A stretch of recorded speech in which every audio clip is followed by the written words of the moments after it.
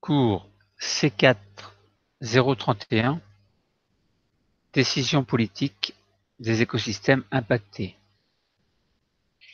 L'augmentation des terres dédiées à l'agriculture et à l'élevage présente des impacts sur le climat, notamment sur la biodiversité.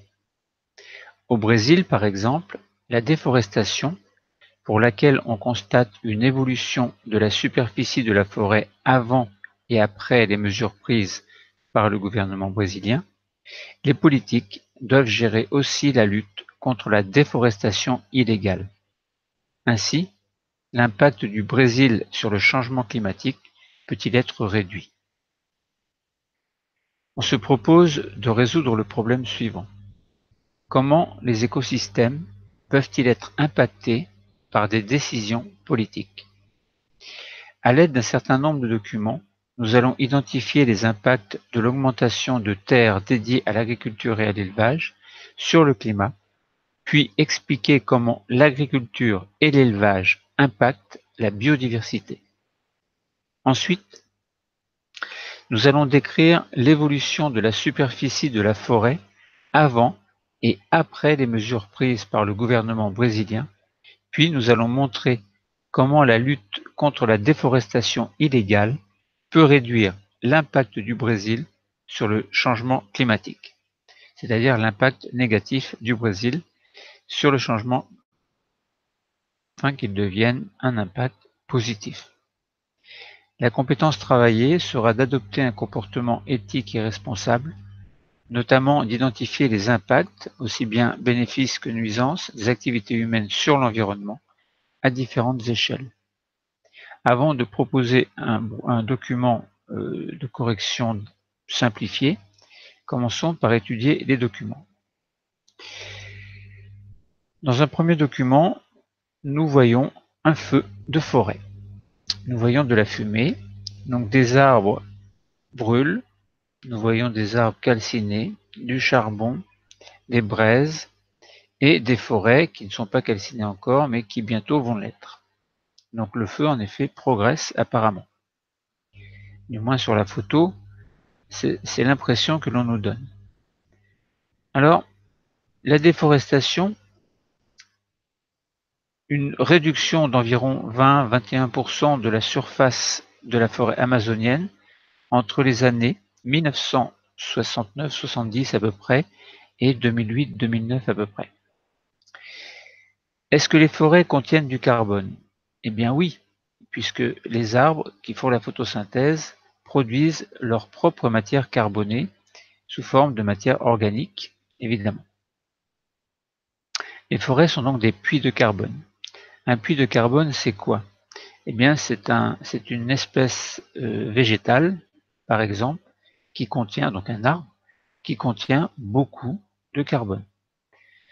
Alors, les végétaux renferment une grande quantité de ce carbone sous forme de matière organique, nous l'avons dit.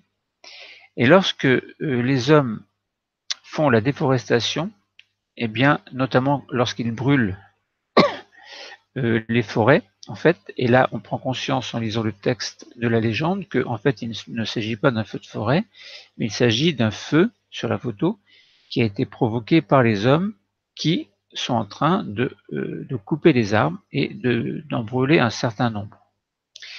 Donc la déforestation, en fait, elle libère ce carbone dans l'atmosphère sous forme de fumée, et dans cette fumée, il y a bien entendu beaucoup de dioxyde de carbone.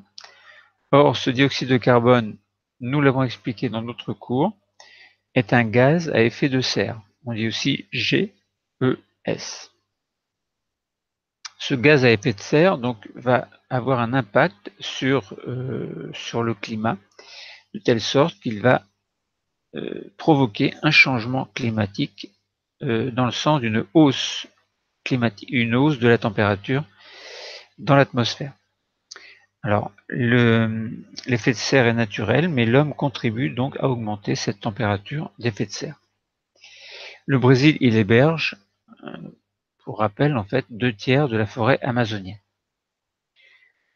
Donc, pour résumer ce document, donc on voit des hommes, enfin on ne voit pas les hommes, mais on imagine, suite à la lecture du texte, que des hommes brûlent certains arbres. Alors, on peut imaginer aussi que certains arbres vont servir à l'industrie, l'industrie du bois, mais une grande partie en fait est brûlée sur place, et à travers les fumées, eh bien, on imagine le dioxyde de carbone qui va aller dans l'atmosphère et qui va s'ajouter à ce qui est déjà en excédent, pour induire un supplément de température d'effet de serre. Température qui est de 30 degrés concernant l'effet de serre naturel, et l'homme bien contribue à augmenter cette température jusqu'à 31, 32 degrés. Bon. Ensuite, dans un deuxième document, on nous propose des pourcentages qui correspondent au pâturage, à l'extraction du bois, à l'agriculture et autres causes principales, en fait, qui peut induire davantage de dioxyde de carbone dans l'atmosphère. Alors les pâturages représentent 60%, l'agriculture 32%, et 4% pour l'extraction du bois et autres. Alors, à quoi correspondent ces pourcentages? Eh bien, ils correspondent à la cause principale de déforestation en Amazonie. Donc, l'agriculture et l'élevage, qui représentent respectivement 32 et 60%, jouent un rôle fondamental dans l'économie du Brésil. Le pays est devenu en quelques années le plus grand exportateur mondial, par exemple, de bœuf, de soja, de sucre. Ces résultats économiques ont nécessité l'extension de terres agricoles. Bon, donc on avait une forêt au départ, et bien on s'aperçoit que pour les besoins justifiés ou non de la population, eh bien on crée des pâturages en retirant les forêts, on crée une agriculture en retirant les forêts également. Donc on voit de ce fait-là que l'impact sur les forêts amazoniennes est très important. Ensuite, on va essayer de comprendre ce qui se passe au niveau de la biodiversité. Alors, en Amazonie, elle est exceptionnelle. Certaines espèces sont endémiques, c'est-à-dire propres à la forêt amazonienne. Endémique signifie qu'une espèce ne se rencontre que dans une zone géographique limitée. Donc c'est le cas par exemple de l'Amazonie. Alors, en Amazonie, donc, il y a beaucoup d'espèces végétales, environ 40 000, dont 6 000 espèces rares d'arbres, des poissons, des oiseaux, les amphibiens, les reptiles, les mammifères, les insectes. Alors, bon, nombre d'espèces, pour les poissons, 2200, etc. Et on arrive aux insectes, environ 2,5 millions. Les oiseaux, 1294, les amphibiens, 428, et les reptiles, 378. Donc on voit que ces espèces sont très importantes, enfin que le nombre d'espèces est très important dans la forêt amazonienne. Parce que si on additionne le nombre d'espèces de tous les animaux que l'on vient de citer, ça fait un nombre très très important. Par exemple, un oiseau que l'on appelle le conure de Pinto est une espèce endémique du Brésil. On ne la trouve qu'au Brésil. Alors évidemment, la déforestation va faire que ce conure de Pinto va disparaître. Ensuite, on peut se poser la question, bon, il y avait la forêt amazonienne au Brésil, elle s'est installée depuis très longtemps, mais quelle est l'évolution de la déforestation de cette forêt amazonienne? Bien, on nous présente un graphe correspondant à la déforestation en milliers de kilomètres annuellement, en fonction des années, en partant de l'année 97, donc 1997, pour arriver à l'année 2013. Alors, en 1997, il y avait environ 12 à 13 000 milliers de kilomètres carrés de déforestation. La quantité a régulièrement augmenté avec un pic l'année 2004 où il y avait 28 milliers de kilomètres carrés. Donc on est passé de 12, 13 à 28 milliers de kilomètres carrés, ce qui est énorme. Et puis à partir de 2004, sur le graphe chose étrange, la déforestation a diminué régulièrement et assez rapidement en fait pour atteindre en 2013 5 milliers de kilomètres carrés. Donc on est passé de 28 à 5, ce qui est énorme. Donc on se rend compte qu'apparemment il y a eu une prise de conscience du fait que la déforestation en Amazonie était très importante et avait sur le long terme des conséquences catastrophiques. Mais que s'est-il passé? On imagine que les politiques sont intervenus. Donc on nous montre l'évolution de la déforestation dans ce document de la forêt amazonienne depuis l'année 2005. On s'aperçoit que les mesures ont été prises par le gouvernement brésilien en fait. Alors on ne le sait pas en regardant le graphe, la photographie, mais on le sait, enfin la courbe du moins, mais on le sait grâce au texte. Donc depuis 2005 en fait, parce que c'est en 2004 que le pic a été très important. Donc en 2005, des mesures ont été prises, donc on imagine entre 2004 et 2005. Alors, quelles étaient ces mesures? Eh bien, c'était une lutte très intensive contre les exploitations forestières illégales. Donc beaucoup d'illégalité lorsque les forêts ont été exploitées. Les gouvernements ne prêtaient plus d'argent public aux industries qui étaient peu respectueuses de l'environnement. Une aide financière internationale provenant de différents pays américains ont financé des projets de préservation de la forêt, de lutte contre le déboisement et ont aidé les paysans pauvres. Paysans pauvres donc qui profitaient des pâturages et de l'agriculture du fait de la déforestation, mais bon, financièrement, il fallait les aider, ce qu'ont fait apparemment certains pays européens. Ensuite, on nous présente une image, trois images satellitales de la forêt amazonienne au sud du Brésil. Alors, on peut observer une couleur représentative, donc c'est le vert en fait, les zones déboisées qui, elles, étaient représentées en clair.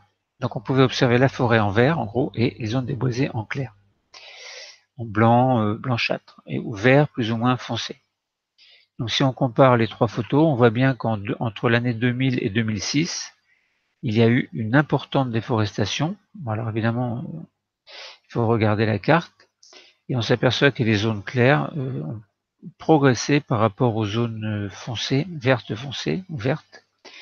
Donc ce qui signifiait évidemment que la forêt diminuait de surface, due à la déforestation.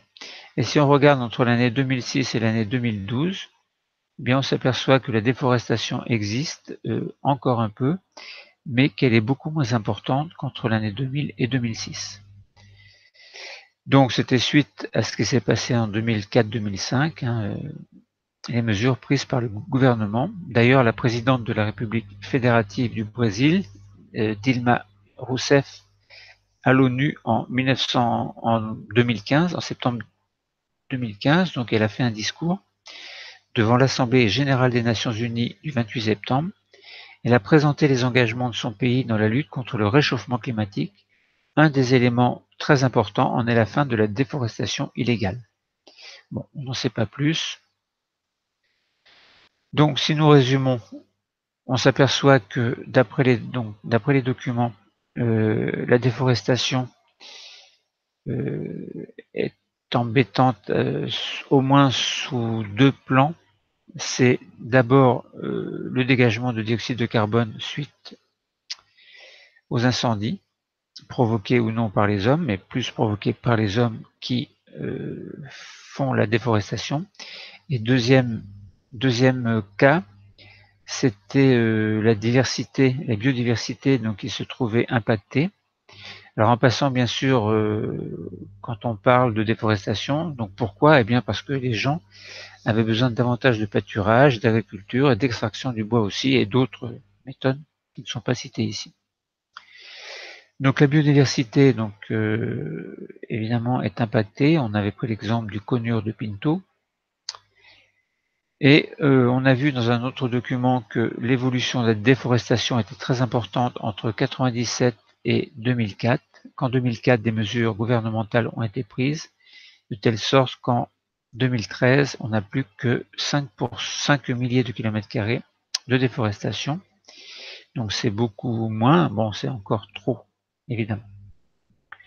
Ensuite, on a vu la comparaison de 3 images satellitales. On voyait bien par satellite que les forêts ont nettement diminué de surface entre les années 2000 et 2006, et qu'ensuite cette réduction était beaucoup moins importante, en tout cas suite aux décisions gouvernementales. Donc nous pouvons proposer une correction très simplifiée. Alors la problématique, c'était comment les écosystèmes peuvent-ils être impactés par les décisions politiques. Alors il fallait identifier les impacts de l'augmentation de terres dédiées à l'agriculture et à l'élevage sur le climat. Alors pour augmenter la surface des terres dédiées à l'agriculture et à l'élevage, il est nécessaire de brûler des forêts. En plus de détruire l'écosystème, la combustion du bois libère des gaz à effet de serre impliqués dans le réchauffement climatique. Donc agriculture-élevage, oui, mais des problèmes parce que la forêt diminue, les gaz à effet de serre comme le CO2 sont libérés dans l'atmosphère. Alors donc, problème au niveau de l'écosystème dû à la déforestation et problème dû au réchauffement climatique dû aux fumées qui engendrent la libération de CO2. Il fallait ensuite expliquer comment l'agriculture et l'élevage impactent la biodiversité. Eh bien, les terres dédiées à l'agriculture et à l'élevage remplacent l'écosystème, forêt. Évidemment, dans la forêt, un écosystème s'était mis en place, donc il y avait une chaîne alimentaire. Les espèces avaient trouvé un certain nombre d'espèces avaient trouvé leur équilibre, et en détruisant la forêt, évidemment, cette biodiversité, non seulement allait disparaître, mais être remplacée par une biodiversité propre à l'évolution de l'homme sur les terres nouvellement conquises. Donc, on avait une biodiversité exceptionnelle en forêt amazonienne, et elle est évidemment très gravement mise en danger du fait de cette déforestation. Il fallait aussi décrire l'évolution de la superficie de la forêt avant et après les mesures prises par le gouvernement brésilien. Donc nous avions 3 images satellitales. Nous voyons que la superficie de la forêt ne faisait que diminuer. Puis, à partir du moment où le gouvernement a pris les décisions, la déforestation diminue. Ce qui est une bonne chose. Ensuite, il fallait montrer comment la lutte contre la déforestation illégale peut réduire l'impact du Brésil sur le changement climatique. Eh bien, les décisions politiques ont limité la déforestation. Le Brésil a donc freiné la libération du CO2, qui est un gaz à effet de serre, et donc participe à atténuer le changement climatique, c'est-à-dire à faire en sorte que la température n'augmente pas trop suite à la libération de ce CO2. Donc au niveau des connaissances, nous avons parlé des interactions entre les activités humaines et l'environnement, dont l'interaction entre l'être humain et la biodiversité, de l'échelle d'un écosystème local et de sa dynamique jusqu'à celle de la planète. Bon, là, nous avons parlé de la déforestation en Amazonie. Bon, on peut considérer que c'est relativement local, mais du fait de la libération du CO2 dans l'atmosphère, ce CO2 va se trouver dilué dans l'atmosphère et va, au niveau de la planète entière, va induire un supplément d'effet de serre qui, lui, au départ, est naturel. Donc l'homme intervient bien dans le changement climatique. Le cours est terminé. Merci.